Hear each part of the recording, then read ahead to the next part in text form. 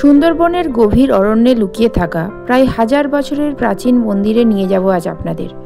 জানাবো তার ইতিহাস, আর ফেরার পথে আমরা যে সমস্যার সম্মুখীন হয়েছিলাম সেই সমস্যায় যাতে আপনারা না পড়েন তাই সেই কথাও জানাবো আপনাদের। তাহলে চলুন পুরো ভিডিওটা দেখতে থাকুন, আশা করছি আপনাদের ভালোই লাগবে। আর ভালো লাগলে লাইক কমেন্ট শেয়ার করে দেবেন, আর চ্যানেলে নতুন বন্ধু হলে চ্যানেলটা সাবস্ক্রাইব করে আমাকে মোটিভেট করবেন আরও নতুন নতুন ভিডিও করার জন্য। তাহলে চলুন শুরু করা যাক আজকের ভিডিওটা। নমস্কার, আমি কমলিকা, চলার পথে উইথ কমলিকা ব্লগের আরও একটা নতুন ভিডিওতে আপনাদের স্বাগত জানাই। আগের দুটো ভিডিওতে আমি আপনাদের সাথে রায়দিঘি আর বোলের বাজার ব্রিজ এই দুটো সুন্দর জায়গা শেয়ার করেছিলাম। আজকে আমি আপনাদের নিয়ে যেতে চলেছি সুন্দরবনের গভীর অরণ্যে লুকিয়ে থাকা দারুণ একটা মন্দিরে, যেটা জটার দেউল নামেই পরিচিত। আর এই জটার দেউল রায়দিঘি থেকে প্রায় 7 কিলোমিটার দূরে। আমি এই দেউলে যাব টোটোতে। আগের ভিডিওতে বোলের বাজার যাওয়ার জন্য আমি যেখান থেকে অটোতে উঠেছিলাম, মানে রায়দিঘি ব্রিজের ঠিক আগের ওই জায়গাটা থেকেই জটার দেউল যাওয়ার জন্য আপনারা অটো আর টোটো পেয়ে যাবেন। কিন্তু এই রাস্তাটা অত্যন্ত খারাপ হওয়ার জন্য সব অটো যেতে চায় না, সেই জন্যই আমি টোটোতে করে যাচ্ছি। আর টোটো ছেড়ে এখন দেখুন রায়দিঘি ব্রিজের ওপর দিয়ে যাওয়া শুরু করে দিয়েছে। এখানে যাওয়ার জন্য কঙ্কনদিঘি হয়ে আমাদেরকে যেতে হবে, তাই জন্য ব্রিজটা ক্রস করে এখন টোটো কঙ্কনদিঘি দিকেই যাচ্ছে। এখন আমরা চলে এসেছি রায়দিঘি ব্রিজের মাঝামাঝি। এই জায়গাটা থেকে আরও একবার আপনাদের মণি নদীটা দেখিয়ে দিচ্ছি। আর আরও একটা ইনফরমেশন এখানে দিয়ে রাখি, এই যে 7 কিলোমিটার রাস্তা, এই রাস্তাটা কিন্তু খুবই খারাপ, তাই আপনারা রায়দিঘি থেকে জটার দেউল যাওয়ার সময় অটো বা টোটো রিজার্ভ করে যাওয়ার চেষ্টা করবেন, কারণ এই খারাপ রাস্তা হওয়ার জন্য সবসময় এখানে গাড়ি পাওয়া সম্ভব হয় না। আর আমি এখান থেকে টোটোতে করে যাচ্ছি, কারণ আমি এই রাস্তায় আর ফিরে আসবো না। আমি অন্য কোন রাস্তা দিয়ে যাচ্ছি সেটাও আপনাদেরকে দেখাবো। তার আগে দেখুন এই 3 রাস্তার মোড়টাতে টোটো আমাদেরকে নামিয়ে দিয়েছে। আর এখান থেকেই সোজা যাব আরও 100 মিটার। এখানে আপনারা নামলেই একটা এরম জটার দেউল লেখা বোর্ড দেখতে পাবেন।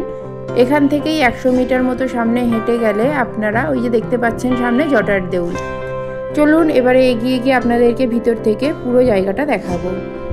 চলে এসেছি মেন গেটের সামনে, আর বাইরেটাই এখানে বেশ কিছু ইনস্ট্রাকশনস দেওয়া আছে, আপনারা চাইলে দেখে নিতে পারেন। এবার এই মেন গেটটা দিয়ে ভিতরে যাব। মেন গেট থেকে ভিতরে আসলেই সামনে আরও দুটো বোর্ড দেখতে পাবেন, যেখানে দেউলটি রক্ষাংশ দ্রাঘিমাংশের সঙ্গে এটাও জানানো হয়েছে দেউলটি খ্রিস্টীয় 11 শতকে নির্মিত হয়েছিল।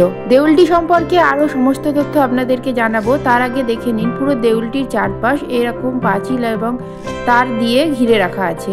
সামনের অংশটায় প্রচুর বড় বড় গাছ থাকার জন্য দুপুরবেলাতেও কিন্তু এখানে সুন্দর ছায়া পাবেন।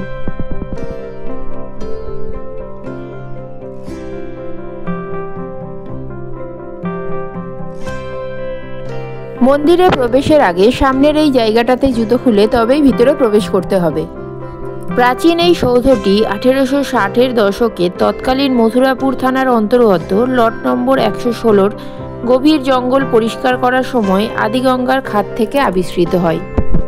তবে সৌধটি ঠিক কবে, কখন, কিভাবে তৈরি হয়েছিল তা নিয়ে বিতর্ক রয়েছে ঐতিহাসিক এবং প্রত্নতাত্ত্বিকদের মধ্যে। তবে সৌধটির কাছ থেকে পাওয়া একটি তাম্রশাসন থেকে 1875 খ্রিস্টাব্দের ডায়মন্ড হারবারের ডেপুটি কমিশনার জানিয়েছিলেন যে এটা 975 খ্রিস্টাব্দে বিক্রমপুরের চন্দ্রবংশের তৎকালীন রাজা জয়চন্দ্রের সময় তৈরি হয়। আবার প্রখ্যাত শিক্ষাবিদ সতীশচন্দ্র মিত্র তার যশোর খুলনার ইতিহাস গ্রন্থে সৌধটিকে প্রতাপাদিত্যের বিজয়স্তম্ভ ওয়াচ টাওয়ার হিসাবেও বর্ণনা করেছেন। তবে দেখলে আশ্চর্য হবেন যে এত প্রাচীন একটি মন্দির হওয়া সত্ত্বেও কোনো রকমের সিমেন্ট বালির প্রলেপ ছাড়াই বিশেষ এক ধরনের প্রক্রিয়াতে এই মন্দিরটি শুধুমাত্র ইট দিয়েই তৈরি করা হয়েছে। কিন্তু তবুও 1000 বছরেরও বেশি সময় ধরে ঝড় বৃষ্টি সমস্ত কিছুর সাথে মোকাবিলা করে সম্পূর্ণভাবে অক্ষত রয়েছে মন্দিরটি।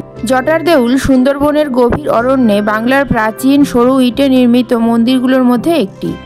প্রায় 98 ফুট উচ্চতার এই মন্দিরটি পঞ্চরথ ভিত্তির এক শিখর বিশিষ্ট, এবং এই মন্দিরের পূর্ব দিকে রয়েছে খিলানযুক্ত একটি প্রবেশপথ।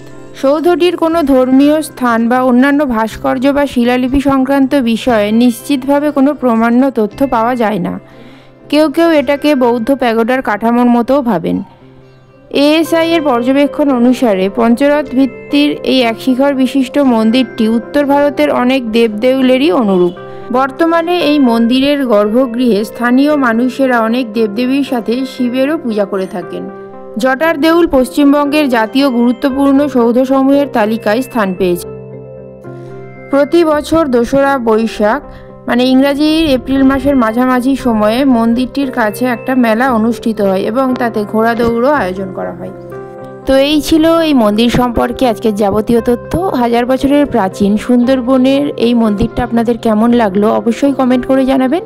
ভালো লাগলে লাইক করে দেবেন, আর চ্যানেলের নতুন বন্ধু হলে চ্যানেলটা সাবস্ক্রাইব করে আমাকে মোটিভেট করবেন আরও নতুন নতুন ভিডিও করার জন্য। এবারে আপনাদেরকে জানাবো এই মন্দির থেকে আমরা কিভাবে ফিরেছিলাম আর ফেরার সময় কোন সমস্যার সম্মুখীন হয়েছিলাম। মন্দির থেকে ফেরার সময় আমরা যে পথে এসেছি সেই পথে কিন্তু ফিরিনি, আগেই আপনাদের জানিয়েছি। তো এখান থেকে গুগল দেখে আমরা দেখেছিলাম কাছাকাছি একটা নদী আছে, তো আমরা ভেবেছিলাম সেখানে গিয়ে খেয়া পার হয়ে আমরা উল্টো দিকে চলে যাব, যেখান থেকে আমরা জয়নগরে সহজেই ফিরতে পারবো। কিন্তু এই রাস্তাটায় গাড়ি চলাচল খুব কম হওয়ার জন্য আমরা এখানে খুব একটা গাড়ি পাইনি, ফলে আমরা হেঁটেই আসছিলাম, কিন্তু আমাদের ধারণা ছিল না যে দূরত্বটা এত বেশি হবে। ফলে সেই সময়ে একজন ওখান থেকে যাচ্ছিলেন, যিনি ছিলেন রায়দিঘি থানার সিভিক ভলেন্টিয়ার এই দাদা। উনি ওনার বাইকে করে আমাদেরকে পৌঁছে দিয়েছিলেন ঢাকির ব্রিজ পর্যন্ত, প্রায় 4.5 কিলোমিটার রাস্তা। আর দাদা পৌঁছে দিয়ে একদম যে সামনে লাল গাড়িটা দেখছেন ওই গাড়িটাতে আমাদেরকে উঠিয়েও দিয়েছিলেন, যে গাড়িটাতে আমরা চলে এসেছিলাম জয়নগর পর্যন্ত। তবে ওদিকের রাস্তাটা অত্যন্ত খারাপ হলেও ঢাকি থেকে জয়নগর পর্যন্ত এই রাস্তাটা ছিল কিন্তু দারুণ। তাই আপনারা এই রাস্তাটা থেকে আবার ফিরে আসতে পারেন, জয়নগর স্টেশন হয়ে কলকাতা চলে যেতে পারেন। কিন্তু মাঝখানের এই রাস্তাটা আসার জন্য আমি বলবো আপনারা পুরোপুরি গাড়ি রিজার্ভ করে নেবেন। তো আজকের ভিডিওটা এই পর্যন্তই ছিল। ভিডিওটা আপনাদের কেমন লাগলো অবশ্যই কমেন্ট করে জানাবেন, ভালো লাগলে লাইক করে দেবেন, আর চ্যানেলে নতুন বন্ধু হলে চ্যানেলটা সাবস্ক্রাইব করে পাশে থাকার অনুরোধ রইল। আজ তাহলে আসি, দেখা হচ্ছে খুব তাড়াতাড়ি নতুন একটা ভিডিওতে। সবাই সুস্থ থাকবেন, ভালো থাকবেন, সাবধানে থাকবেন। আজকের মতো টাটা।